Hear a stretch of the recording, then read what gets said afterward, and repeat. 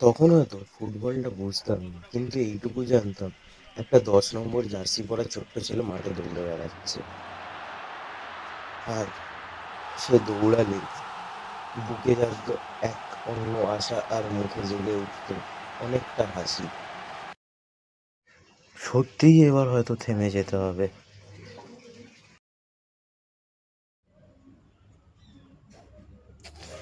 চাইলেই কি সব পাওয়া যায়?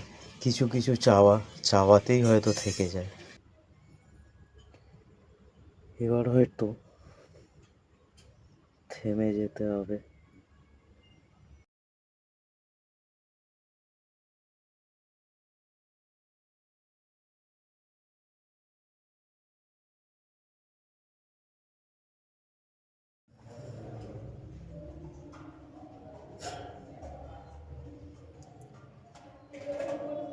সবাই বলে স্বপ্ন পূরণ করার জন্য একটা ভালো ক্যামেরা লাগে, একটা ভালো মাইক লাগে, একটা ভালো সেট আপ লাগে, একটা ভালো ফোন লাগে। কিন্তু কেউ একবারের জন্যও বলে না যে ভেঙে যাওয়া স্বপ্নটাকে দেখার জন্য আবার সাহস লাগে। আর যেই সাহসটা কোনো দোকানেও বিক্রি হয় না।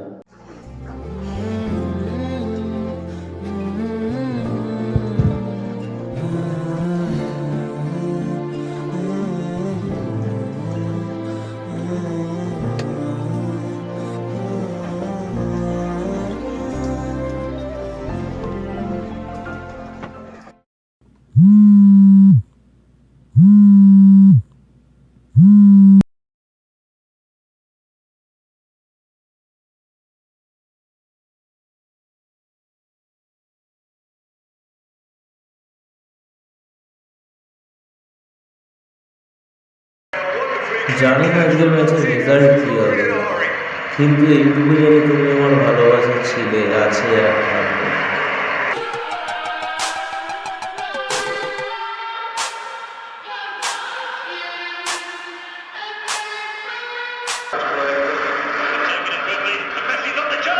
সাবাস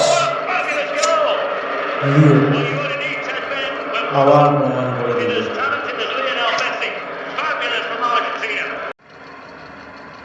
আজকে যেন ম্যাচ দেখতে বসিনি,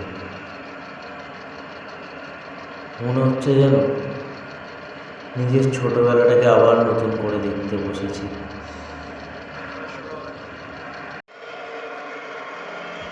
ফুটবল আমাকে কোনোদিনও ভুল করতে শেখায়নি, আবার হারতেও শেখায়নি। শুধু শিখিয়েছে আবার উঠে দাঁড়িয়ে লড়াই করতে, থেমে না যেতে। এটাই হয়তো আমার ফুটবল শিখিয়েছে। যাকে দেখে আমি বড় হলাম সে তো আমার কখনো ভাবতে শেখায়নি। And that will do it. He was bloodied, he was bruised, he was battered. যখন সারা বিশ্ব বলেছিল তুমি পারবে না, যখন বছরের পর বছর কেঁদে কাটিয়ে দেওয়া রাতগুলোতে হঠাৎ করে তুমি একটা বছর গোটা বিশ্বকে হাসিয়ে দিলে, ধন্যবাদ দিও তোমাকে আবার মনে করিয়ে দেওয়ার জন্য যে স্বপ্ন দেখা কখনো বন্ধ করতে নেই। স্বপ্নটা কঠিন হতে পারে, কিন্তু অসম্ভব নয়। আমি আবার শুরু করব। সত্যিই তো হয়তো আমার কাছে ভালো ফোন নেই, ক্যামেরা নেই, কিন্তু অনেক গল্প আছে।